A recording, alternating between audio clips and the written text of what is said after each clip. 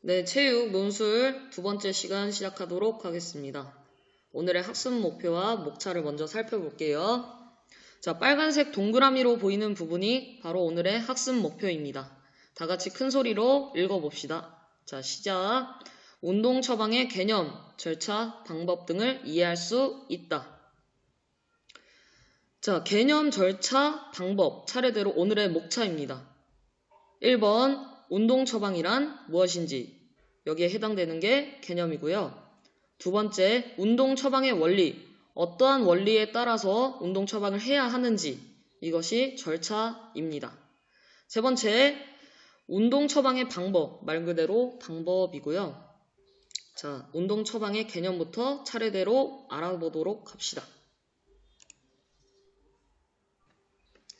네, 운동 처방이란 개인의 상황을 고려하여 가장 적합한 운동 종목, 운동 강도, 운동 빈도 및 시간 등을 설정한 프로그램입니다. 라고 이 운동 처방이라는 긴 말을 두 부분으로 나눠서 볼게요. 이렇게 개인의 상황을 고려하여 개인이 가장 중요합니다. 개인의 상황을 고려하여 가장 적합한까지 자르고 운동 종목, 운동 강도, 운동 빈도 및 시간 등까지 묻겠습니다. 자, 개인의 상황을 고려한다는 말은 개인의 상황이 다 다르다는 이야기죠. 이 다른 개인의 상황, 어떤 것들이 있을까요? 개인의 체력 수준도 다를 거고, 건강 상태, 그리고 경제적 상황, 친구와의 관계, 같이 운동하는 친구와의 관계, 그리고 물리적인 거리 등등이 있겠죠. 이러한 모든 상황을 고려해봤을 때 개인에게 가장 적합한 운동 프로그램을 설정하는 것이 운동 처방입니다. 그러면 이 운동 처방은 모든 사람한테 동일할까요? 아니죠. 선생님의 운동 처방 다를 거고 여러분들에 대한 운동 처방 다 개개인마다 다를 겁니다. 이게 나중에 트레이닝 운동 처방의 원리를 두 번째 파트로 배워볼 텐데 그 운동 처방의 원리에서 개별성의 원리라는 것에 해당됩니다. 우리가 운동 처방 원리를 할 때 다시 한번 설명을 할 테니까 지금 이 말을 조금 익숙하도록 한번 다 같이 읽어보도록 합시다. 시작! 개인의 상황을 고려하여 가장 적합한 운동 종목, 운동 강도, 운동 빈도 및 시간 등을 설정한 프로그램. 네, 그러면 이 두 번째 운동 종목, 운동 강도, 운동 빈도 및 시간 등 선생님이 가로친 이유가 있겠죠. 여기에 해당되는 것은 바로 세 번째 파트에서 배울 운동 처방의 요소입니다. 그러면 운동 처방이라는 것은 개인의 상황을 고려해서 개별성의 원리를 적용하여 운동 처방 요소를 포함하여 설정한 프로그램이다 라고 이야기할 수 있겠죠. 자, 지금부터 운동 처방의 개념에 대해서 지금까지 PPT로 살펴봤던 거를 정리해 보도록 할게요. 자, 운동 처방이라는 말과 같은 말은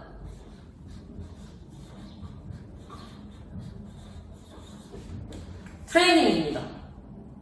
네, 트레이닝이라는 말이 운동 처방과 같은 말이고요. 그러면 운동 처방의 개념을 쓰세요? 트레이닝의 개념을 쓰세요? 같은 말이고 운동 처방의 원리를 쓰세요? 트레이닝의 원리를 쓰세요?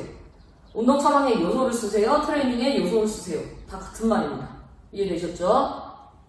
자, 그리고 PPT를 보면서 선생님이 두 가지 부분이 반드시 포함되어야 한다고 했는데요.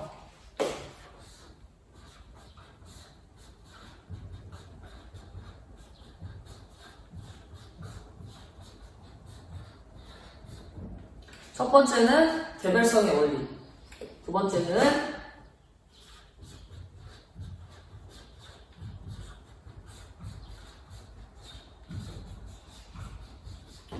운동 처방 요소입니다.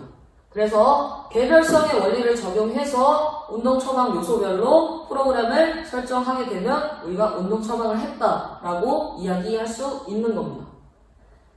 자, 개념 여기까지 이해되셨죠? 자, 그럼 다음 운동 처방의 원리로 넘어가도록 하겠습니다. 자, 운동 처방의 원리. 우리 교과서에는 6가지로 나와 있는데요. 과부하의 원리, 점진성의 원리, 특수성의 원리, 개별성의 원리, 반복성의 원리, 전면성의 원리.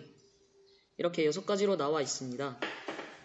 과부하의 원리 먼저 살펴보도록 할게요.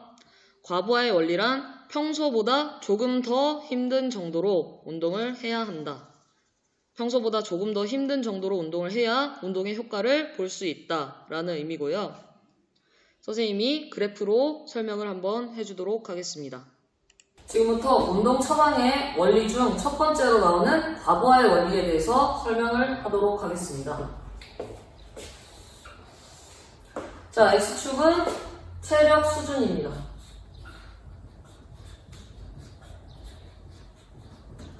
자, Y축은 운동 강도입니다.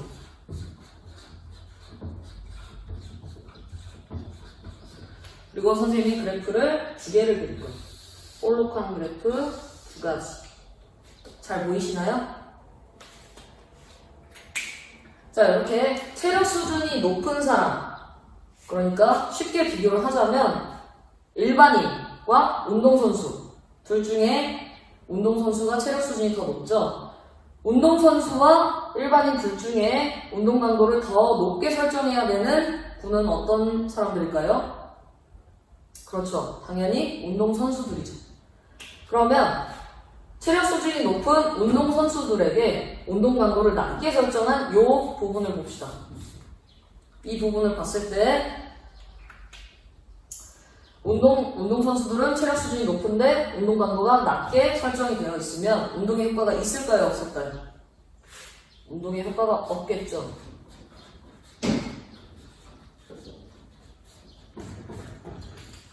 자, 반대로 저 위쪽 부분 갈게요. 체력 수준이 낮아요.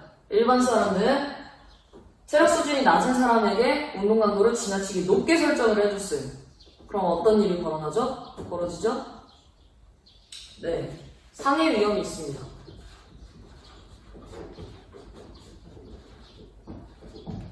그래서 우리가 운동 강도를 설정할 때 과부하의 원리를 따른다 하면은 바로 이 범위를 이야기하는 겁니다. 됐나요? 우리 교과서에는 이 부분만 나와 있습니다. 운동 효과가 없다. 평소보다 운동 강도가 낮으면 운동 효과가 없다. 이 부분만 나와 있는데 반대의 의미도 있으니까 참고로 알아두시면 되겠습니다. 과부하의 원리에서 선생님이 하에다가 동그라미를 쳤죠? 이 의미는 나중에 원리를 정리를 하면서 이야기하도록 하겠습니다.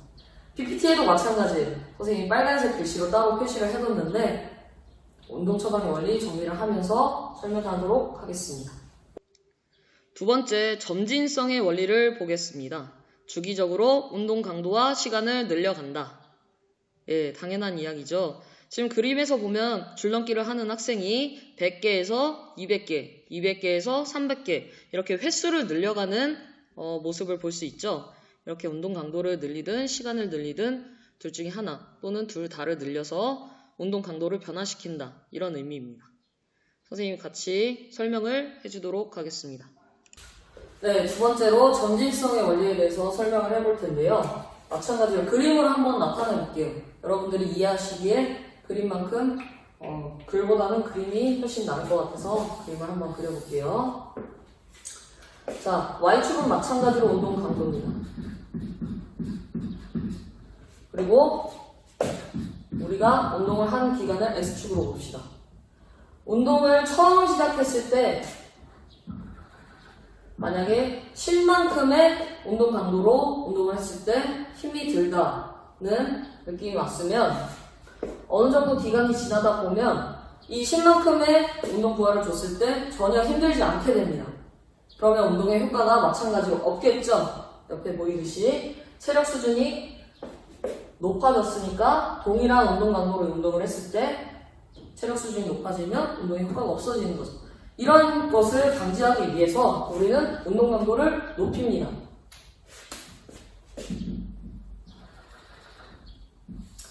자, 20만큼 올렸습니다. 또 기간이 지나가면 또 올려야겠죠. 또 올리죠. 이런 식으로 운동 강도 또는 운동 시간을 점차적으로 늘려가면서 운동의 효과를 지속적으로 보아야 한다라는 것이 점진성의 원리입니다.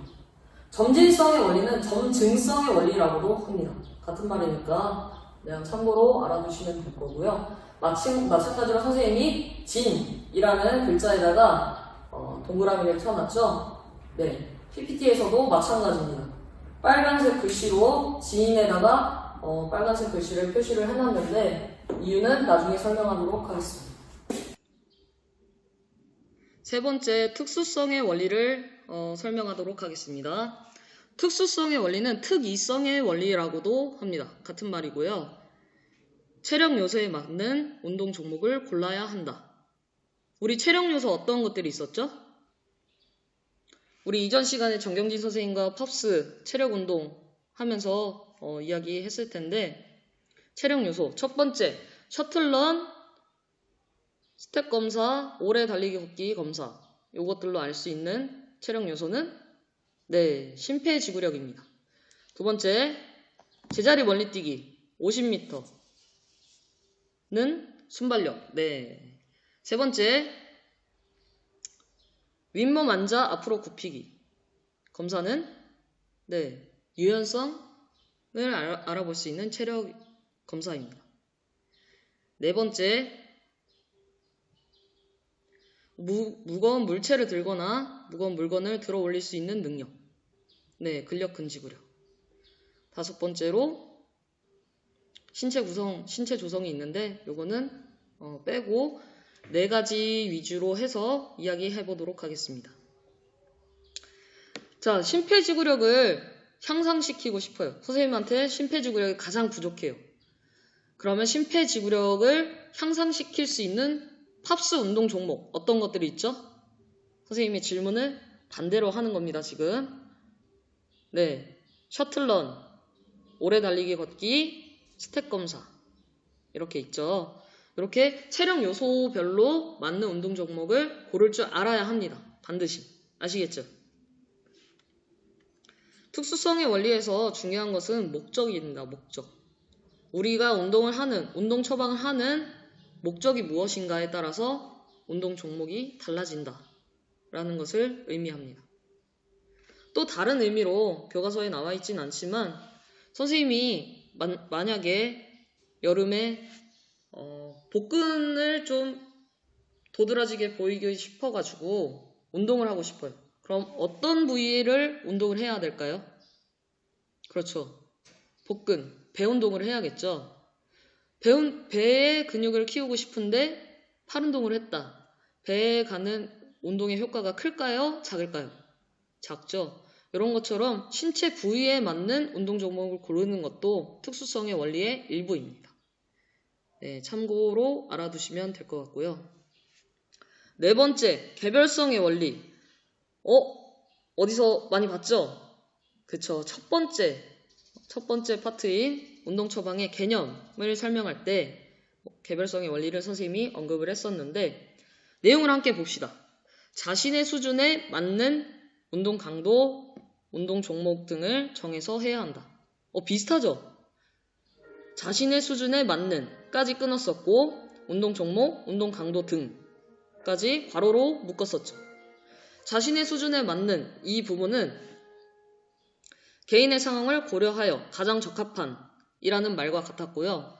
운동 종목, 강도 등이라고 나왔으니까 운동 종목, 운동 강도, 운동 시간, 운동 빈도 등이라고 생각하면은 개별성의 원리 자체가 운동 처방의 개념이라고 생각해도 무방할 것 같습니다. 이해되셨죠? 자, 다음 반복성의 원리 가겠습니다.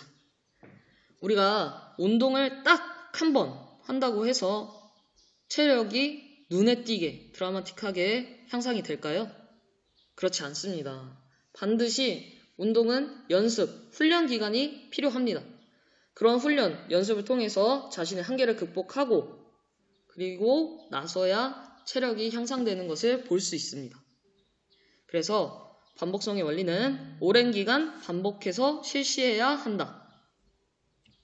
오랜 기간이라고 하면은 너무 애매모호하죠? 그래서 선생님이 잠깐 설명해 주도록 하겠습니다. 네, 반복성의 원리에서 오랜 기간 운동을 반복해야 한다라는 의미라고 설명이 되어 있는데요. 이 오랜 기간에 대해서 잠깐 설명할게요.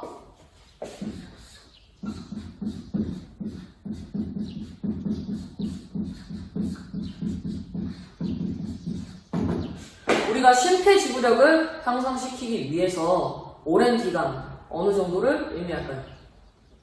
어느 정도 기간 동안 운동을 해야 심폐지구력을 향상시킬 수 있을까요? 네, 답은 12주입니다. 12주면 몇 달이죠? 네, 3개월입니다. 3개월 이상 운동을 해야 심폐지구력이 향상된다. 보통 일반적인 이야기고요. 그렇다면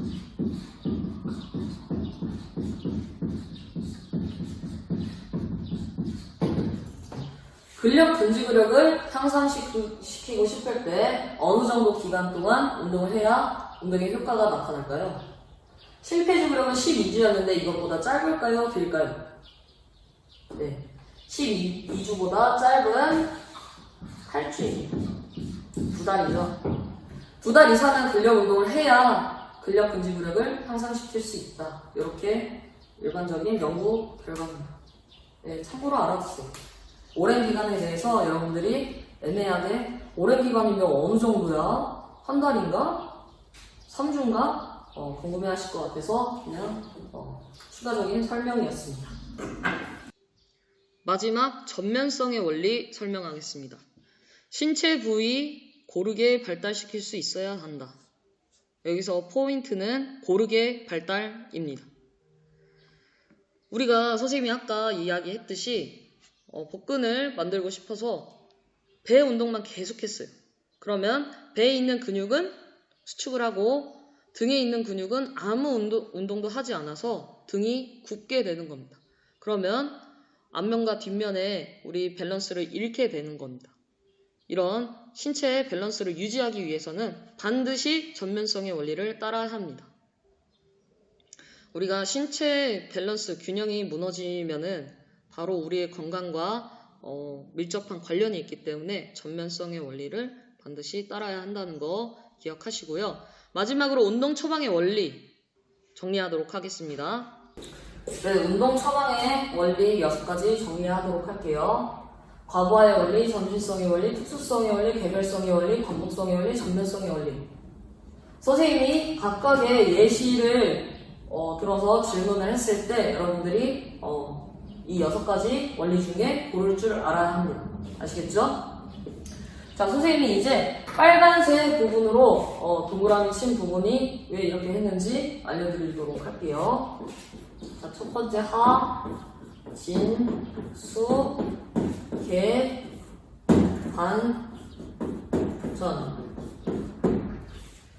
선생님이 어감이 안 좋은 걸 써서 미안하지만 여러분들의 기억을 좀 잘 돕기 위해서 좀 얘기를 만들어 본 거니까요.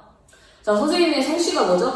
네, 하시죠. 그래서 하진수라는 사람이 운동 처방을 통해서 대반전을 이뤄냈다. 이렇게 생각하시면 좀 운동 처방의 원리에 대해서 잘 이해할 수 있을 것 같아요. 됐죠? 저는 하진수라는 사람은 잘 모르고요. 네, 어쨌든 여러분들의 학습과 관련된 이야기니까 너무 여기에 꽂혀서 그러지 말고 그냥 기억하는 데 도움이 됐으면 합니다. 됐죠? 네, 운동 처방 요소입니다. 운동 종목은 어떤 운동을 할 것인가? 선생님이 빨간 펜으로 밑줄을 그어놨죠? 어떤 운동을 선택할 때 운동 목적, 흥미, 주변 시설 등을 고려해야 한다.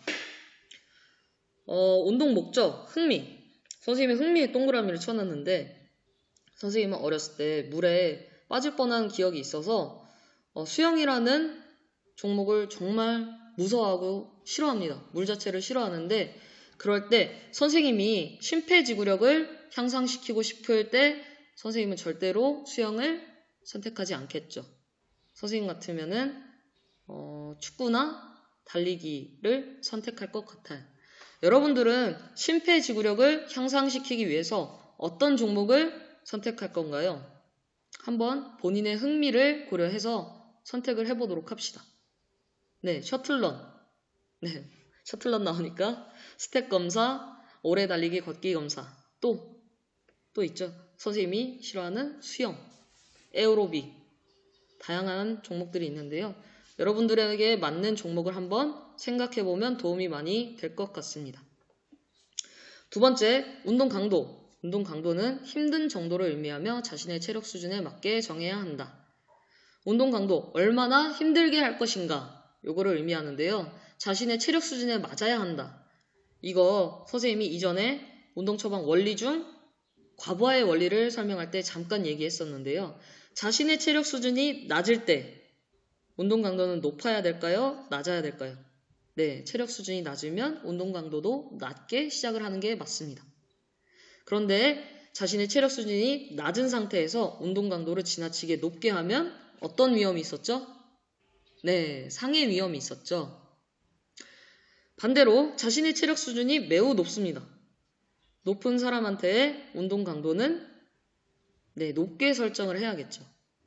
만약에 낮게 설정을 하게 되면 운동의 효과가 없었습니다.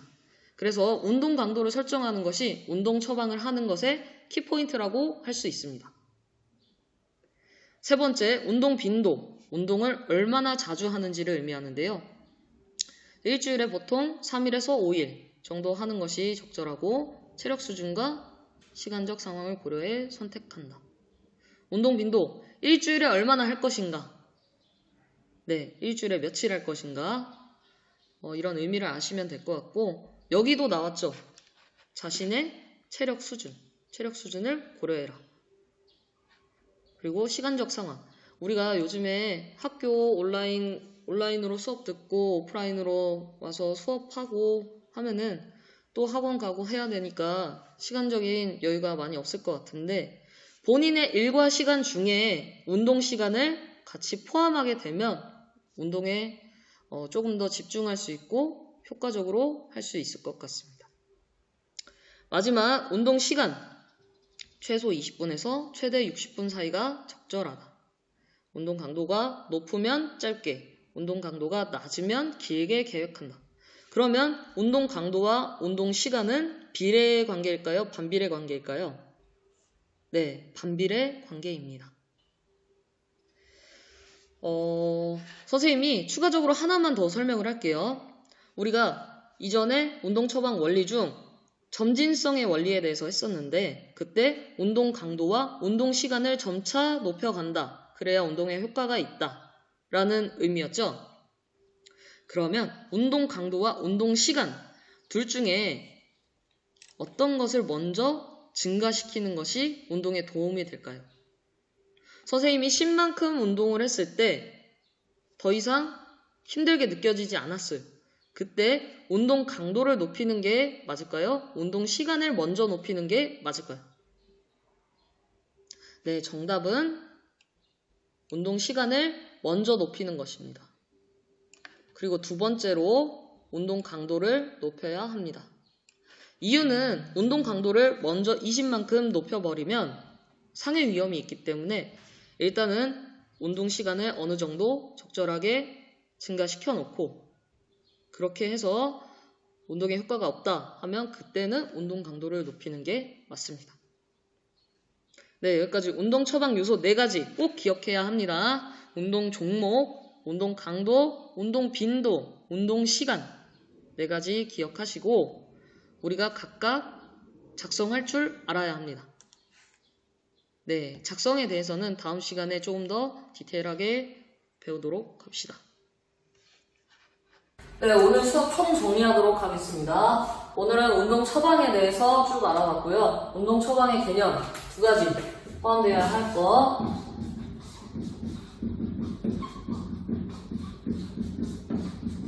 개별성의 원리,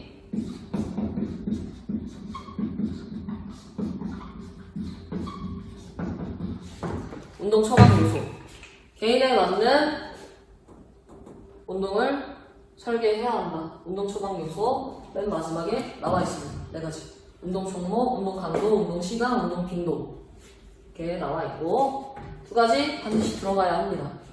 자, 두 번째 운동 처방 원리 6가지 있었죠? 하진수, 개반전. 네, 과거의 원리 그래프 기억나죠? 네, 점진성의 원리 마찬가지로 그림 기억나죠? 특수성의 원리, 특이성의 원리, 목적에 따라서 체력 요소에 따라서 운동을 선택해야 한다. 개별성의 원리, 운동 처방의 개념과 아주 유사합니다. 반복성의 원리, 일회성 운동은 운동의 효과가 없다. 계속 반복해야 한다. 전면성의 원리, 신체 부위를 골고루 발달시켜야 한다. 밸런스 기억나죠? 자, 운동 처방 요소 4가지입니다. 선생님 얼굴 잘려도 괜찮죠? 네. 운동 종목, 운동 강도, 운동 시간, 운동 빈도. 운동 종목 선택할 때는 무엇을 고려해라? 자신의 흥미를 고려해라. 운동 목적도 고려해라. 주변 시설 이용 가능한지 고려해라. 이런 의미였고요. 운동 강도, 얼마나 힘들게 할 것인가. 운동 시간, 운동을 얼마나 한 번 운동할 때 얼마나 지속할 것인가. 운동 빈도, 일주일에 몇 번 운동할 것인가. 됐죠? 오늘은 운동 처방의 기본적인 내용에 대해서 해봤는데요. 모두 기억을 해야 다음 시간에 실제로 운동을 적용을 했을 때 잘 따라올 수 있습니다. 그걸 작성할 줄 알아야 여러분들이 문수령에서 좀 편하게 시험을 볼 수 있을 것 같아요. 자, 오늘 모두 조금 이론 내용이라 재미없었을 텐데 그래도 잘 들어줘서 고맙고 혹시 모르는 내용 있으면은 질문을 해도 좋고요. 오픈 채팅방에 질문을 해도 좋고 반복해서 들으면 더 좋을 것 같습니다. 네, 이상으로 수업 마치겠습니다.